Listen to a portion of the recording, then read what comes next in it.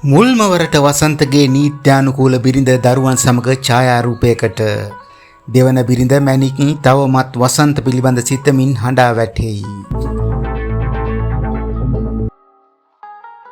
සුරේන්ද්‍ර වසන්ත පෙරේරා ඝාතනය වී මේ වන විට 8 මාසක් ගතව තිබෙනවා. නමුත් තවමත් ඔහුගේ දෙවන බිරිඳ මැණික් ලංකා රාජිනී සිටින්නේ ඇවිද ගැනීමට නොහැකිව දැඩි වේදනාවකින්. මැණික් රාජිනී තමන්ගේ කුසෙන් නොවැදුවත් තමන්ගේම දරුවන් ලෙස රැකබලාගත් වසන්තගේ දරුවන් 4 දෙනා මාස 8ක් ගතවන තුරුත් ඇයගේ සුවදුක් බැලීමට පැමිණ තිබුණේ නැහැ. එයට හේතුව ලෙස වැඩිමහල් දරු තිදෙනාගේ සැබෑ මව වන කෝටිපති ව්‍යාපාරක් හිමි ලංකාවේ ජනප්‍රිය පුද්ගලයෙකුගේ දියණිය එම නිවසට පැමිණ මේ වන විට ඔවුන් සමග ගත කිරීම හේතුවෙන් ඇය ඔවුන්ගේ සැබෑ මවයි.